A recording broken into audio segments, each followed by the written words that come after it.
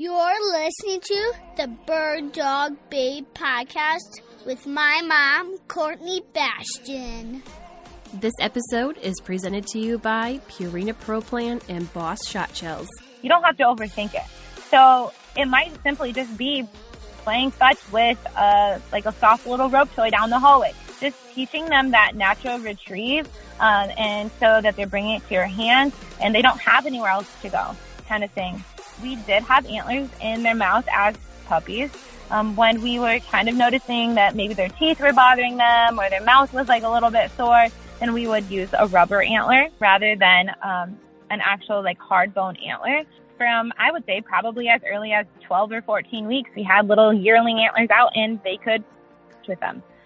Hey Bird Dog Babes, my name is Courtney Bastion and I am obsessed with all things bird dogs. And I'm here to share with you the stories, experiences, knowledge, and opinions from the women and a few guys in the industry that are killing it.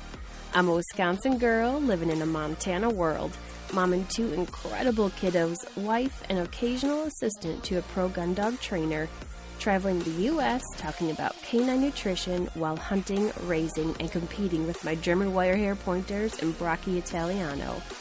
As someone who started hunting later in life because I wanted to give my dogs the opportunity to do what they were bred to do, I'm here to help inspire, educate, and connect women to get their bird dogs out in the field and experience a bond like no other. So pour yourself a glass of wine and get ready to be challenged and encouraged while you learn. This is the Bird Dog Babe podcast. My guest today is Tierney Ray Schneider. Tierney and her British Lab Maggie recently won the 2021 North American Shed Hunting Dog Association World Championship. Tierney shares some training tips and characteristics that ideal shed dogs possess. And it's that time of year. Shed hunters are out in abundance right now. This is a fun way to keep your bird dogs and yourself active and in pursuit in the off-season. All right, let's get after it. This episode is presented to you by Purina Pro Plan. What makes a great bird dog is genetics, training, and nutrition, and that's why I trust and feed Purina Pro Plan. With over 500 nutritionists, veterinarians, and scientists on staff, Pro Plan delivers a full spectrum of performance and specialized dog food formulas to help bird dogs like yours excel at every stage of life. Purina supports us, the breeders, owners, and trainers, the events we compete in, our national breed clubs, canine health research, and our committed partners to conservation groups such as Pheasants Forever, Rough Grouse Society, and Ducks Unlimited. 95 out of the top 100 dogs are fueled by the advanced nutrition of Purina Pro Plan. This episode is also presented by Boss Shotshells. Copper-plated bismuth Boss provides a better, more effective non-lead option than steel and are safe to use in Grandpa's gun. Available in 10, 12, 16, 20, 28 gauge, and 410, direct-to-consumer pricing and cases shipped right to your door. Shoot Boss, pattern your shotgun to make more clean and ethical shots, reduce crippling, and remove lead from the uplands, wetlands, and all lands. Find out more at bossshotshells.com. A big shout out to the people and the partners that are helping me to keep the MP3s rolling for this podcast. My Patreon patrons, the bread and butter, the peeps, the community of like-minded individuals that are eager to learn and offer to contribute. Join us for $5 per month on patreon.com/thebirddogbabe for exclusive discounts, content, and live Q&A sessions. 5% of your contribution goes to the AKC Canine Health Foundation, and another 5% goes to conservation. Dakota 283 unparalleled protection for your dog's travel to and from your next adventure. My favorite is the G3 kennel, which has a recessed handle on top that makes it easy for me to lift in and out of my truck. The keyed panel latching door makes me feel at ease on trips when I have to leave dogs in my truck when I stop for fuel. An added bonus is the drain hole in the back, which makes cleaning a breeze when my dog has been run hard and put away wet. Go to Dakota283.com and use promo code BIRDDOGBABE for 10% off. And by Siren, Shotguns for Women. Siren carries the only full line of women's shotguns. They are dedicated to providing the equipment and knowledge that make shooting and hunting more enjoyable and less stressful. Newer seasoned hunter, Siren offers multiple options that fit right out of the box. No more compromises. Go to sirenusa.com and check out all the options available for upland, waterfowl, sporting, and trap shotguns. And while you're there, say hello to Julia, Siren's new 12-gauge sporting that is one of the most stunning shotguns I've laid my eyes on. Good morning, Tierney, and welcome to the podcast. Good morning, Courtney. So you are coming to us from Iowa, is that right? Yes, Northeast Iowa, right along the Mississippi River. Nice area. This time of the year, I was super excited to talk to you about this because a lot of the bird dog owners are out and about doing this right now because the snow's melted and people are out with their bird dogs in search of the shed antlers from the ungulates that dropped, what do they usually drop between January and April? And, yeah, I would think so. And you just came off of an awesome Master World Championship, so I'm excited to dig into all things shed hunting with you today. Absolutely. It's definitely primetime competition season. Primetime deer are dropping their antlers right now, or just got done with those, so wild shed hunting. It's been a busy time of year for us.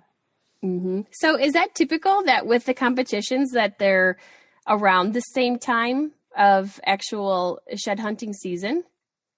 With the World Championship and the Nationals competition, those are always in around like late March to early April, somewhere in there. And that's pretty typical to have those. As far as the rest of our competitions, those sporadically pop up around the calendar year, whatever. But also, I would say as the sport continues to grow, it seems that it's pretty much becoming something that we could do every weekend if we wanted to. But definitely the busiest times of the year are the spring and the fall. Nice. So tell us about the World Championship and with your dog Maggie. Yeah, so Maggie is my crazy little black British Lab. She has a ton of drive and is always willing to please me no matter what she has to do to I guess, achieve her goal. For the World Championship, I ran that series through the North American Shed Hunting Dog Association, and to qualify for that, you had to be titled as a master dog. So there's quite a few requirements leading up to that, but basically the highest titled dogs in the country are who get the opportunity to compete at that level. So that was very exciting for us. She is not even 2 years old yet. And it was, wow. It was awesome. I ran my first course and it was just a smoking fast time. I think I had like 2 minutes and 14 seconds or something crazy. And at that point I knew I kind of just had to go for it because if I'm going to run that one that fast, I got to go for the rest of them. So yeah. I was over the moon ecstatic, and super excited. Okay, so this, I need to have a breakdown of how this works because I have not been to one of these and they sound like a lot of fun. So how many series is it? Or do you have to qualify to go on to the next? And then there's a total of how many? So there's 2 different organizations you can run through. The Master World Championship that we just won is through the North American Shed Hunting Dog Association. That's NASHDA, and was started by Tom Dawkin with Oak Ridge Kennels. That's the organization that's really been around the longest. And I guess just to kind of explain the format for that, there are 3 different categories that you can run in, and you have to start in the junior series. So when you start at the junior level, the antlers are pretty, I would say you're really set up for success. So the idea is that you're learning and growing with your dog. So being able to work through a course where the antlers aren't necessarily buried super hard, they're not in a lot of cover, sometimes even just in like a mowed field, or there's been times where we've done them in a city park. So with just like light cover, they'll bring brush in, or maybe it's just a trail through the woods. But on the style course, it can range in size, but there's 6 antlers that are planted for you. And the dog must, and you walk behind the dog, and the dog must find and then bring you all 6 antlers. The idea behind NASHDA really is that it is a pass-fail situation in 15 minutes. When you get to the World Championship, though, that kind of is a different ball game. It really is a race against time because you're competing against the other dogs, whereas just a normal qualifier would be a pass-fail situation. After you have earned 6 passes at the junior level, you get to move on to the senior level, and the difficulty gets a little bit harder. So the cover might be a little bit thicker. There also is one of your whitetail antlers will be a water plant that might be in a natural water source, such as like a pond or a creek or on the edge, or that might be in like a mineral tub that's been buried into the ground just so that you can retrieve the antler and have a water source for the course. It just depends on what the terrain allows and what there is available. So with that, the antlers are definitely a little bit harder because you are learning and growing with your dog. And it's still the same requirements. So 6 whitetail antlers retrieved to hand in 15 minutes. And that also could just be a course where the boundaries are marked in the middle of the woods. It could be in a field of tenure. We've even seen a cornfield. That's one of our favorites in Iowa because that's where we do most of our shed hunting. Right. And it could be all sorts of places. And then after you get 6 passes at the senior level, then you move on to the master level. And that's really, that's where Maggie and I had to become qualified to be able to run at the Master World Championship. So to run at the World Championship, you also have to have 3 master passes to qualify. And then after you have 6, you get that title. So Maggie actually does not have her master title yet. But she did have her 3 passes that qualified her to be able to run at the championship. Okay. So for the master, though, the way that it changes is you still have 6 antlers, but one of them is planted in the water, just like the senior. One of them is a yearling shed, so much smaller in size. And then one of them is an elk antler that's between 5 and 8 pounds. Wow. So it just adds a little bit of diversity to what you're doing, I guess. It really makes dogs be challenged to kind of be able to retrieve all kinds of things in all kinds of situations. Also, I think it's probably important that I note the antler isn't buried, like submerged 100% in the water. There are normally about half an antler exposed or 1 or 2 times. Okay. So on this course, are you walking specific areas, or are you sending the dog out on blinds? What does that look like? So you are always following behind your dog on the course, and you'll see that handlers kind of handle that a different way. Some like to have their dog hunt a little bit closer to them. Some will hunt 50 yards out ahead, maybe something in between. Maggie hunts very big, so she is always 50 yards out, sometimes hunting too big, and I have to call her back. The goal is that you really got to get the dog downwind so that they're able to wind the scent on the antler. The scent that NASHDA uses is called rack wax. And like if you're out wild scent hunting, there's a scent on the antler. It doesn't necessarily come from the entire bone. There's a little wax ring around the base of the antler that you'll notice, and that's really where the scent comes from. Interesting. So are they on a leash or a long line, like of sort at all, at any level, or are they always off lead? Always off lead. Yep. Okay. Always. Are you judged on how much control you have of them? Nope, not at all. So The only thing that you're judged on is just the antlers retrieved to hand within the time allotted. Okay. So they have to, in all the levels, they have to retrieve directly to hand. Yes, that is the case for NASHDA. When we'll talk about UKC here in a little while, Okay. They do have a little bit different requirements for those dogs beginning at the lower level. Okay.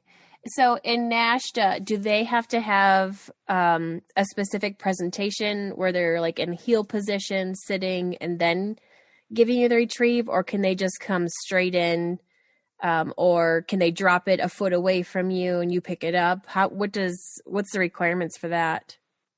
So there's not necessarily a position that the dog has to handle to bring you the antler.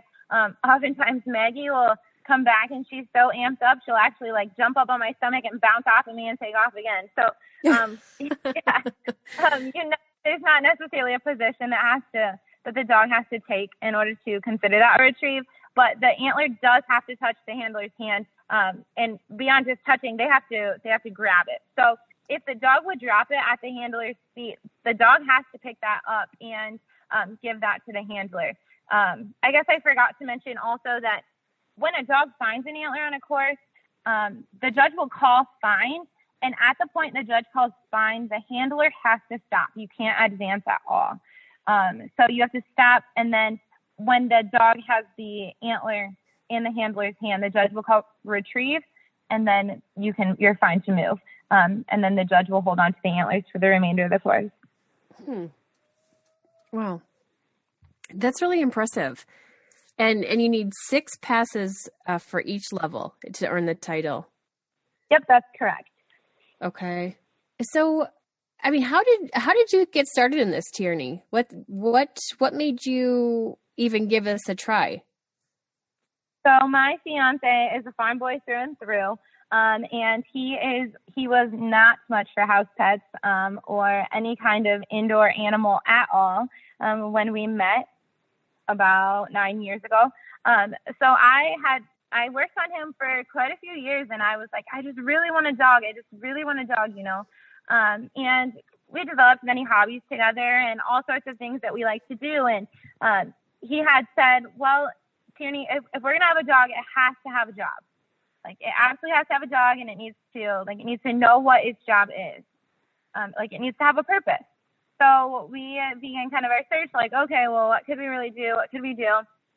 And we ended up with our first our first yellow lab, Sadie, and she was our shed dog. So she has a job. She knows how to find antlers. And really, when we got her, we had no intention of ever doing the competition thing. We would read through the rules and we were like, oh, that is crazy. Our dogs will never be able to do that. I hardly even understand the rules. It's way too much to handle. So we were like, there's no way.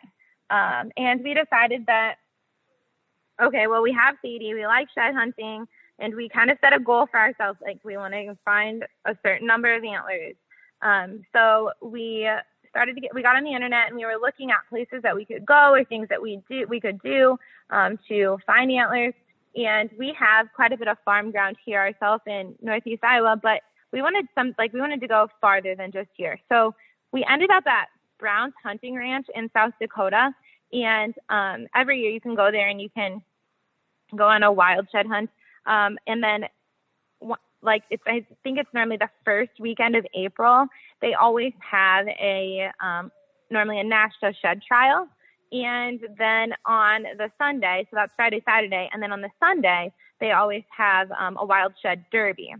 So we had went to Brown's, I think 2 weeks prior to when this competition and this wild shed derby was supposed to take place. And we had a pretty successful weekend. I want to say we found like 30 or so antlers. Not necessarily easy. That's probably about 12 miles apiece each day. But we were excited. We were pretty excited about the outcome and glad we had some antlers to take home. So while we were sitting there at the lodge, just talking to the owners, and he was bringing up the shed trial and the derby, he actually talked us into coming back 2 weeks later. So we went back, and then there's other people rolling in for the same competition and for the derby, and everyone was very welcoming and nice. And our first trial didn't go well. We timed out our very first run ever. So how defeating to drive all the way to South Dakota. We didn't want to do this anyways. And we timed out. So we were like, okay, well, we got to do something differently for tomorrow and kind of talked with everyone, and everyone was helpful. And our second day, we did get a pass, and we were over the moon excited. So that was kind of where it started for us. But yeah. And how long ago was that? That would have been, I bet it was 4.5 years. No, it was probably 4 years ago. Okay. So you said Sadie's a yellow lab? Yep, Sadie's a yellow lab. We run all British labs, so okay. Just a smaller frame lab.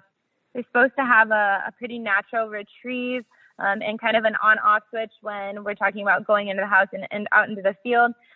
We've had pretty good luck with them. I wouldn't necessarily say I know that all of like those things are characteristics of a British lab. Sure, fine. Right. But we just, I mean, our biggest frame one is about 54 pounds. So especially with 3 dogs in the house, the smaller the better. I love how successful you've been convincing your husband to not only get 1 dog, but now you have 3. Yeah. And they're in the house? They're all in the house. That's awesome. You go, girl. That had to have been a bit of a transition for him, but he's like completely on board with the multiple dogs and in the house clearly now, right? Oh, absolutely. And now he certainly wouldn't trade it for the world. Things like the dog on the couch or the dog on the bed, things like that, I think he could probably live without. But once one does it, they all seem to want to do it. And I mean, he loves having them as companions also. That's awesome. How often are you guys training the dogs? So I would say when we got the dogs, it was pretty frequently. I mean, like, I think there is kind of a misconception that, oh, you're going to go out and you're going to work with your dog for 3-4 hours a day and you got to do this and you got to do that. No, like really, it kind of just starts like 15, 20 minutes here, 15, 20 minutes there, like a couple times a day. But now, like, our dogs are, I mean, I would call them seasoned shed dogs. They know what they're doing. They know their job. They don't forget the scent. They always have the retrieve for the antler. Now it's really just kind of keeping them conditioned. And then if we are headed to a competition or it's shed season and we really need to get them amped up and ready to go, then it might be a little bit more consistently, just like working them on some drills or taking them out just to run and get some exercise, that kind of thing. So we're really, all the national championship is done, the world championship is done. All of that stuff is over for the year. We're really done wild shed hunting now for probably the year. So it'll just be a few competitions here and there until fall time. So our dogs are really just probably now, I would say they're going out and running probably 2 or 3 nights a week. And that might just be something simple like running with the 4-wheeler or the gator and just getting some exercise around the field or playing fetch out in the cornfield or the bean field kind of thing. So nothing too intense right now. Once they kind of have it, it seems like they don't really forget it. Yeah. Are you doing like condition retrieve with them then, since you need that retrieve portion is so important in the testing? I wouldn't say that we're really always. It seems like we never have an issue with them retrieving. A lot of times too, like now you'll notice that they're like so comfortable with it and I don't know, like it's just their game. Like that's their passion. Like the dogs love it. Really, they'll kind of even just like run and scoop it on the way through. Okay. And why the British Lab? And clearly after the first one, you had 2 more. So you really like the breed. And why that breed? We've always kind of just like wanted a lab, I guess, but we wanted something small. There was a few years ago, well, it probably would have been 2 or 3 years prior to us getting Sadie. We were at the Iowa Deer Classic and Jeremy Moore was there with Dogbone. He was there and he had some British labs that were place trained. They were puppies. They were place trained and on their place and amongst all like of these thousands of people just sitting there on their cot. And we were pretty intrigued by that. And kind of at that point, we were like, okay, like this is the size of dog we want. If we ever get one, this is like what we want it to, like the characteristics we kind of want it to have. And that's kind of, I guess, where it started. Then once we got Sadie and we loved her size, we like loved her mannerisms. She I guess we just decided to get more. I don't know. Is that a common breed when you're at the competitions? I would say that the number one breed that we do see among competitions is labs, not necessarily a British lab. I would say all kinds of labs. American is probably the number one. But there are other breeds also. So there's some people that run Malinois. There's German Shorthair Pointers, Golden Retrievers. There's a guy in Michigan that has a little pit bull that was rescued from a humane society. So you see really just a wide array of different breeds of dogs. But yeah, there definitely are a majority of labs.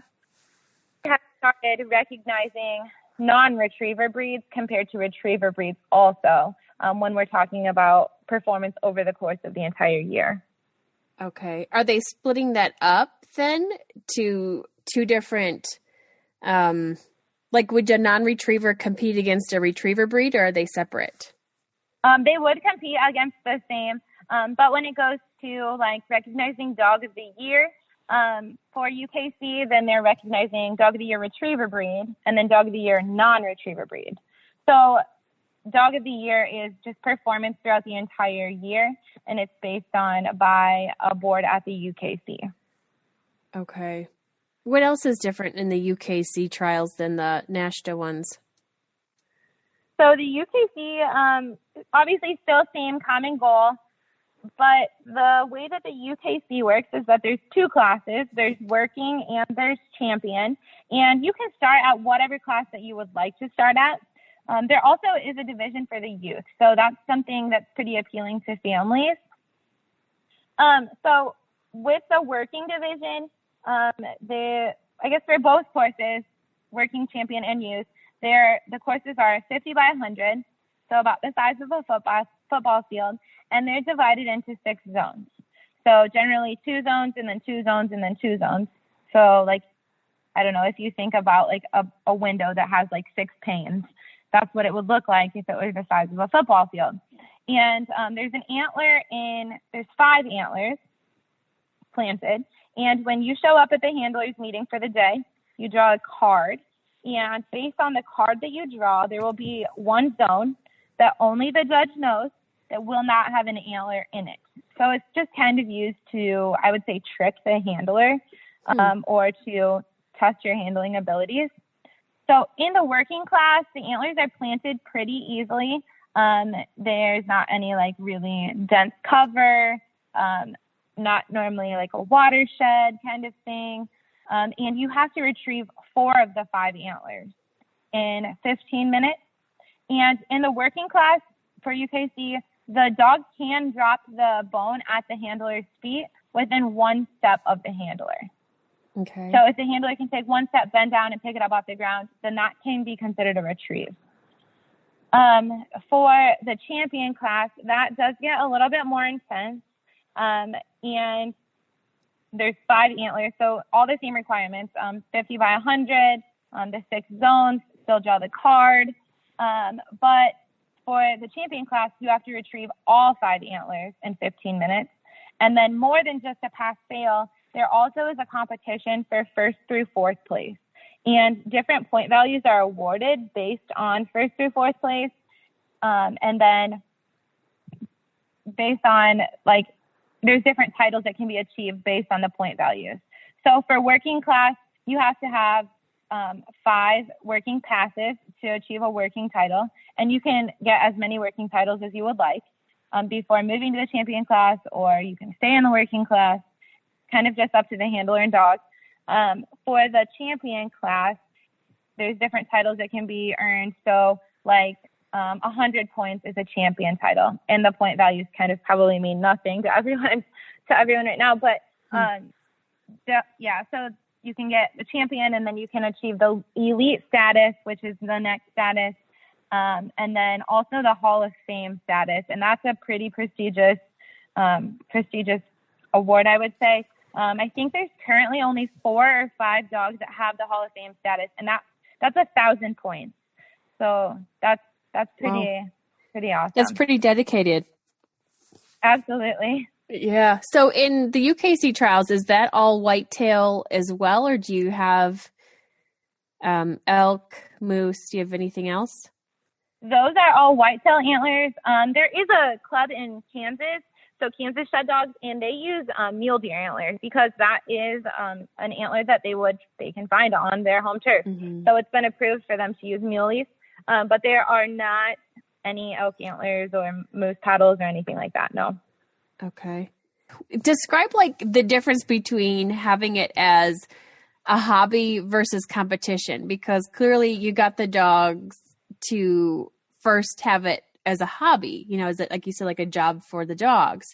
Mm-hmm. And, like, was it just getting that invite back to the place in South Dakota that made you want to start doing competitions, or? So I would say Tony and I always talk about this. So like people have their hobbies, like we live on the river. So everyone has a boat, everyone has a camper, everyone's traveling, doing these kinds of things, doing whatever your hobby may be. So ours really, I would say it still is a hobby. So yeah, we are very competitive and we love to have a good performance with our dogs. But for us, the competitions, the wild shed hunting, all of it has just really become a hobby that we thoroughly enjoy. More so than just running the dogs and having that bond with your dog is really the camaraderie that happens when all these people get together and we all have a common interest. So yeah, I mean, we've met some of the best people through this sport that we never would have met had we not gotten into it. Mm-hmm. So yeah, I don't know, yeah, it could be looked at a whole bunch of different ways. So there are people too that do this as a business. So really? Yeah, I mean, if you think about like a professional dog trainer who is just trying to, with the UKC, you're actually earning titles for the dog and it goes on their pedigree. So there's people too that are just trying to build up a pedigree on a dog and then they can sell it or they can have puppies, that kind of thing. So if you think as your purpose changes, your attitude towards it changes, I guess, or your goal changes maybe. For us, like if we do well, that's just awesome. Like it's something cool we get to celebrate. If we don't, then we don't. It just wasn't our day, kind of thing. Right.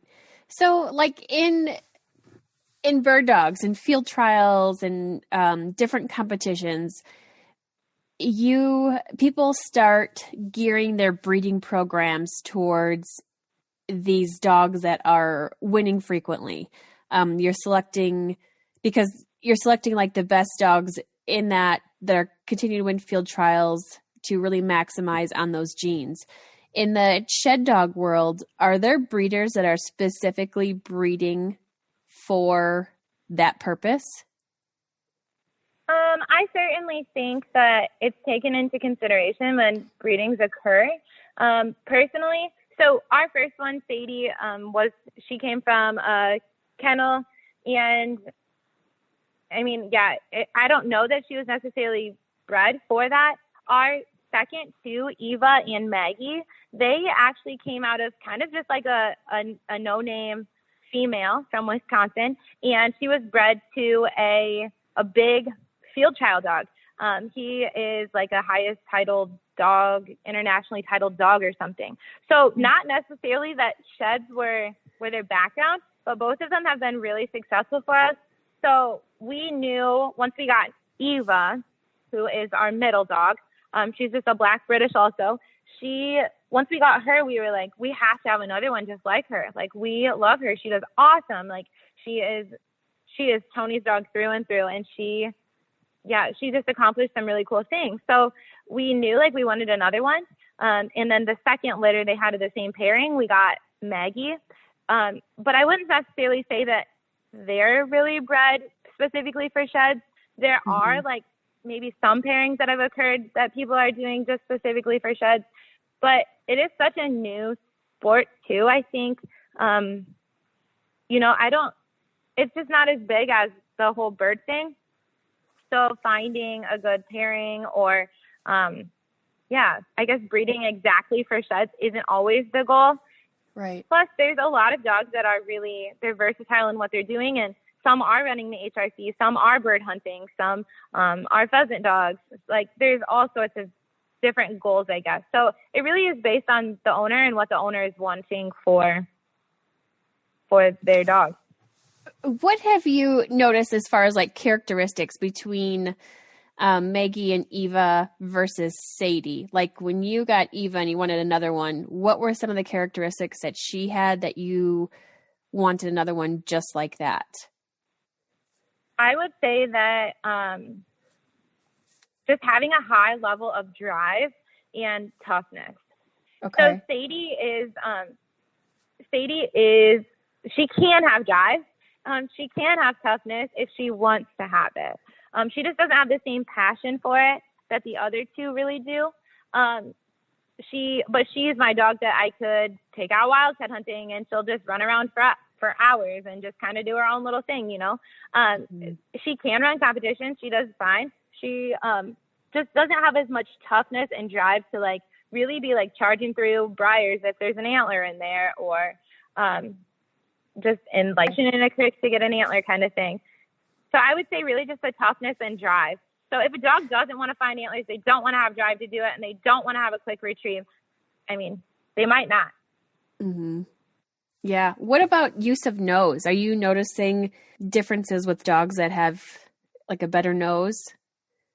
I certainly think that's something that has to be considered, yeah, when you're choosing a dog for especially sheds, because 90% of what they're using to find an antler is their nose. That's obviously where they first are able to detect the antler. All three of ours do have a pretty good nose, and they can smell, but you do got to get them downwind. So that's pretty important. I also think too, like it's important to note that they do use their nose, and that is their number one sense, but it's pretty cool that they use their eyes too. So they're actively looking for it as well. Yeah, absolutely. Do you notice, like, are their tails going 100 miles per hour when you can tell that they've either seen or smelled that shed? There certainly are different indicators with dogs, and a tail is a very good indicator that you can oftentimes tell. Mm-hmm. This is really interesting. And I guess it would be similar characteristics of what you would want in a good bird dog as well, because you're kind of describing like that grit, that ability or drive to be able to go through the thicker cover to get into what it is they're looking for, versus some that would maybe see that cover as a wall or a barrier and go, nah, I'll skip and look somewhere else. Yeah, exactly. What is kind of the training process when you're starting out? I mean, when they're 8 weeks old that you're getting a new puppy, are you starting to do kind of fundamentals right away? Do you wait till they're 6 months old? What have you found in your experience? So everyone kind of has their different philosophy on that. A lot of people will say, wait till they're 6 months old, wait till their mouth isn't soft anymore. You really want them to listen and be able to pick up on it, kind of thing. For us, we have really kind of just started them once we got them. And I think it doesn't have to be, you don't have to overthink it. So it might simply just be playing fetch with like a soft little rope toy down the hallway, just teaching them that natural retrieve, and so that they're bringing it to your hands and they don't have anywhere else to go, kind of thing. Ours, we did have antlers in their mouth as puppies. When we were kind of noticing that maybe their teeth were bothering them or their mouth was like a little bit sore, then we would use a rubber antler rather than an actual like hard bone antler. But from, I would say, probably as early as 12 or 14 weeks, we had little yearling antlers out and they could with them. So I think that it can really kind of just depend on the philosophy of the trainer and exactly what they're comfortable with or they're thinking. So, yeah. What about like having the tines up or down? Does that vary? And I mean, and even in competition, do they sometimes have them turned up to find? I would say more than not, the tine of the antler is up. Okay. I know the tine, I mean, yeah, you don't want your dog to really like poke themselves in the mouth, but it does certainly happen. They kind of learn how to grab the antler and the way the antler is going to flip when they do pick up on it, and they become pretty comfortable with it over time. But I do think that as they're learning, it helps for them to just be able to grab onto the main beam of the antler. Okay. So when they're like as puppies, are you putting them down when you're training, or does it just not matter? Are you varying both ways, even when they're I would young? think both ways, because a lot of time you're just throwing it, and it can land either way. There are like tips and tricks too, where you can take and you could put a tennis ball on the antler so that they have like a soft spot to grab, or so that like you're teaching them, oh hey, you should grab the antler right here. You can take a pool noodle and tape a little piece of a pool noodle on an antler, gives them another soft spot to grab. It could be as simple as just putting tape on a certain antler if it's something that's concerning. I don't really think that we have ever really used any of those strategies, but a lot of people do. Okay. Yeah, because you'd think that you want to teach them to pick it up in the, like the thicker area, somewhere where it would be in the middle so it's balanced when they're holding it in their mouth. Yeah, it seems like normally they try to grab them around like on the main beam around the G2 of the antler is really what it kind of seems like. So the G2 would be not the brow tine, but the next one up. Ooh, explain those to me. This is the first I've heard that terminology. So an antler has like the base, which is like where the burr is, and that's where it like connects onto the whitetail's head, and then the tine that comes up first, that would be like right on their forehead, essentially. That is your brow tine, and then as the antlers come off the main beam out toward the tip of the main beam, then it just counts up. So you have your brow tine, then you have your G2 and your G3.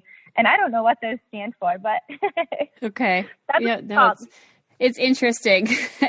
And if you ever want to learn about like keels and crops of birds and stuff, I can share that with you, but I don't know this stuff very well. It's something that we like to do, when we're out in the spring and with the dogs and looking for something to keep them active. But why is this such a popular thing, do you think, with people? I mean, are the antlers selling for a lot of money, or what's kind of the motivation to do this?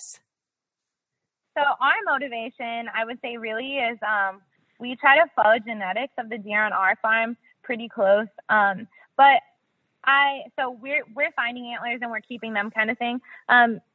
We don't necessarily sell anything that we find. It kind of just becomes like a goal. So there was a year it was probably the first year we had Eva. We found 100 antlers, and we were pretty excited about that. I wouldn't necessarily say that for us that there's really a goal or any kind of incentive other than it's our hobby, it's fun, it's like our game. But for some people, they are selling them. And the market on antlers is actually pretty high right now. I would say generally they'll sell for around $12 a pound. Wow, that's incredible. We were at the Great Iowa Antler Auction this year, though, and there were antlers that were bringing $18, $19 a pound. So that was pretty insane. And I mean, those are just going for like antler chews for dogs, or like jewelry, or like cabinet pulls, like things like that. So is there like a aging or like quality determination between them then that would provide, that would make them more expensive than other ones? I definitely think, obviously natural antlers have a little bit darker of a color, than they would coming off of like a game farm. Also, if an antler is sitting out in the wild for more than a year, there's a very strong chance that it got chewed by like a squirrel, or it got chewed on by a coyote, or all sorts of different, I guess, damaging things can happen. The sun also bleaches them, and they start to get kind of chalky. So an antler that's chalky is not as hard, and the quality definitely does go down. So they don't bring as much money as a fresh whitetail antler that is in good condition with good color would. Okay. And those are like the more browner ones then? Yep. So they have a darker color. And I have always kind of been told or like thought that coloring comes from like a deer like rubbing on a tree. Mm-hmm. That's interesting. And I'm thinking like when I'm in Cabela's and I see these antler chandeliers, they are the ones that have like the more brown on them. Yep. So that would make sense. Is that like typically, besides kind of decoration and the dog chews, what would anybody else use them for? Jewelry? Yeah, I think jewelry is another growing thing that they are used for. Like if you go to Cabela's and they have like the rattling antlers, like that deer hunters would take with them to a stand. That would be another use. For us, they're kind of just display pieces. Other than that, I really don't know the buzz. Yeah, there is like I know, a small town near us, a house was just broken into, and whoever robbed the house like sawed off the antlers of the elk mount that was in there. I just think that's so bizarre. Like what? That's so strange. It is. I know. Well, now it's like a thing around our little valley here. They're like putting just this elk head in random places around the valley that has no antlers on it. And they're like, he's wearing sunglasses and a face mask and a lei now. So it's just a really bizarre thing but yeah, somebody actually broke into a house and took the antlers off of this mount. Like this is for real. This is a thing. People really want these things. That's crazy. It is. What about like shed hunting and like the bird dog feel? Have you heard like that shed hunting is going to ruin a bird dog because like they're smelling it? And maybe they're out there looking for sheds more than they would be birds, or what's your kind of take on that? I think that there's a lot of people that purpose. I would more or less say that people think that birds will ruin a shed dog. So when you give a dog a live bird, that's way more interesting than a dead antler. Like it's not moving, it's not doing anything, that's just in the ground. So I think that I've never heard someone say, oh, shed hunting is going to ruin my bird dog. No. In fact, a lot of people that run these trials with us in these different series, they are attending HRC events, or they are in a duck blind every weekend, or out pheasant hunting. They're definitely doing all sorts of different things. And no, I haven't ever heard that it ruins them at all. Mm-hmm. I think if anything, it helps them with conditioning and keeping active, using that nose in out of bird season. Absolutely. It definitely does. Yeah. So how often are the different competitions, like whether it's NASHDA or the UKC shed trials, can people find those like in every state every weekend? I would definitely say that they're growing. You probably not every weekend, and certainly not every state every weekend. When we started this probably about 4 years ago, it really kind of was just the states, I would say, kind of around us. So like Minnesota, Wisconsin, Iowa, Indiana, Mississippi, like places like that. Now it really is growing. There's actually a club in northern Idaho that is looking at getting started currently. And it was a new event that just occurred in South Carolina. So I think it's certainly growing, but not every single weekend, every single state. And it's kind of, I would say, more centrally located in the United States, as of right now anyways. How far do you typically have to travel? Well, we're kind of crazy. We were really, with Eva, our middle lab, we had a goal to have her earn her Hall of Fame title before she was 3 years old. So, and we did achieve that last October. So we were, I think she was actually only 2.5 probably, but wow. So we were traveling pretty far. I mean, as far as Indiana, Ohio, Kansas, South Dakota, Minnesota, She's been in Mississippi. Like, we're kind of all over the place. Is everyone all over the place? Nah, I wouldn't say so. Our kind of rule of thumb now is if it's less than 7 hours, there's probably a good chance we'll be there. Anything more than 10 gets to be real tough. And are they typically in the fall then, or is it year round? More year round, I would say, especially as it continues to grow. So it kind of picks up probably end of August, beginning of September, and then runs through maybe mid-November, and then it'll pick up again starting in February, and that'll go through the World Championship and the National Championship.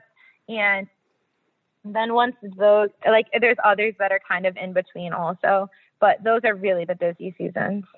Okay. Do the dogs struggle a little bit during the summer months doing this, or is it short enough time that they're really not having those heat issues? Well, there's certainly people that would probably disagree with me, but I think that our dogs do struggle when it is warm.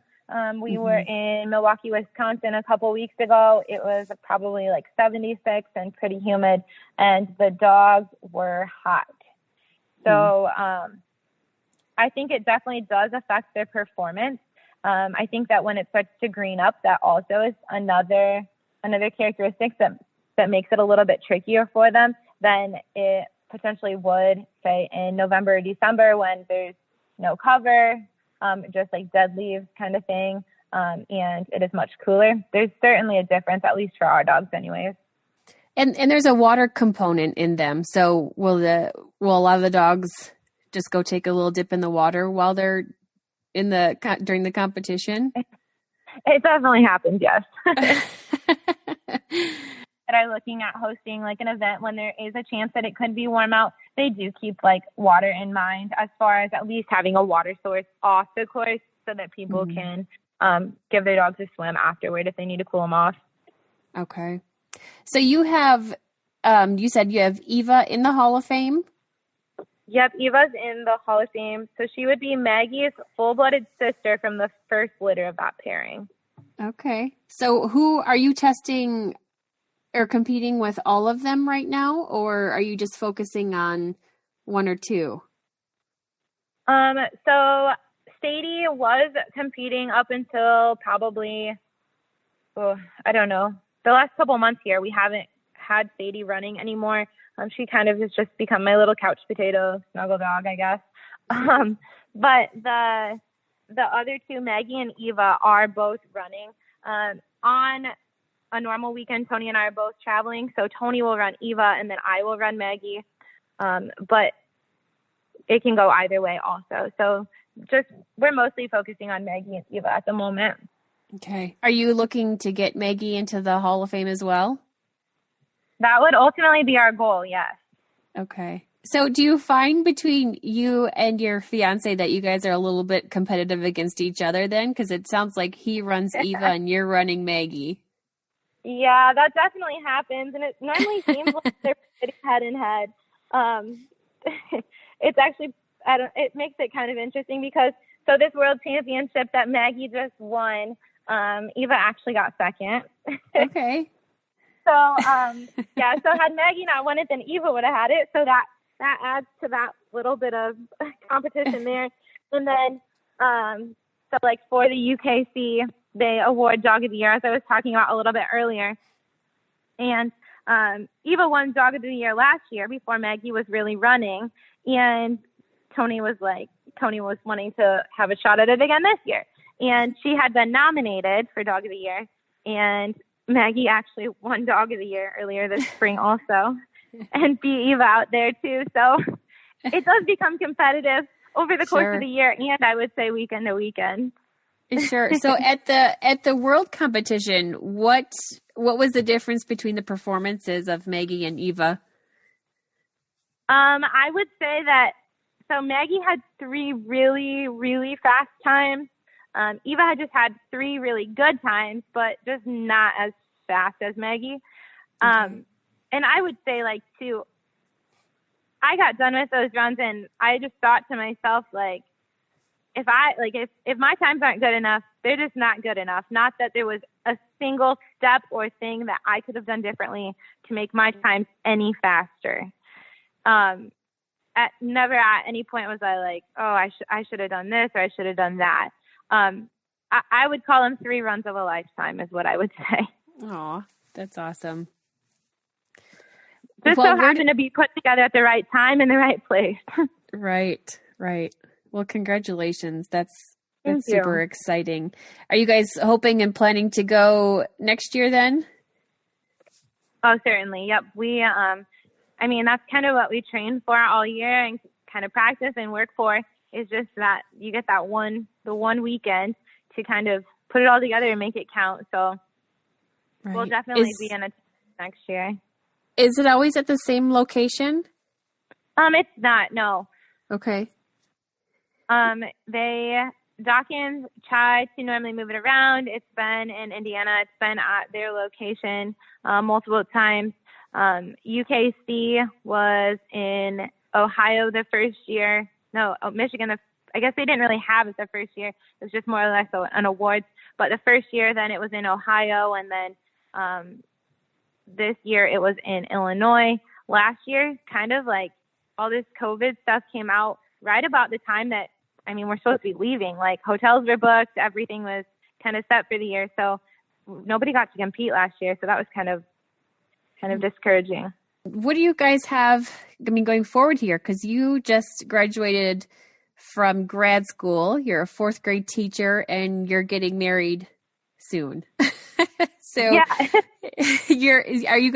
it sounds like you were just in Milwaukee recently and then the championship. So, all this stuff going on, it's not holding back on your competing schedule, is it? No, it's not. But you did take off the weekend of your wedding, right? Yeah. Actually, it's kind of like the running joke that everyone likes to try and get a razz out of me, that they're going to have an event at our farm the weekend of our wedding. So since I'll be here, they might as well have an event. And I'm always like, no way, Jose. Like, this is not happening. And you're having the wedding at your farm there, and you guys said you have a barn. Yep, we have a barn that we are currently working to renovate. So that's so cool. 70 some days to get it done. And do you have Antler decor placed throughout your decorations for your wedding? I actually do not. Everyone is so surprised to hear that.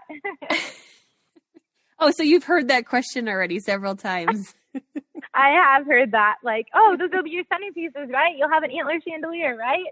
And I actually don't have anything. Huh? Are the dogs going to be part of it? They will certainly be a part of pictures. Okay. I'm not sure that they'll be in anything other than that, but they will definitely be in our pictures. Awesome. Well, cool. Congratulations on everything you have going on, Tierney, and what you've accomplished. You're a busy lady, and it's really cool to have learned more about shed hunting. And now I'm anxious to get out. I'm like, tomorrow seems a little bit open. I think we'll go head up the mountain and see what we can find. Yeah, that sounds awesome. Yeah, so I am going to put all the information in the show notes for people to be able to find the NASHDA competitions and the UKC field trials. But can you tell us here where they could find out more information on those competitions? Absolutely. So the United Kennel Club has an Elite Shed Dog Series Facebook page. North American Shed Hunting Dog Association also has a Facebook page, and the information can be found on their websites.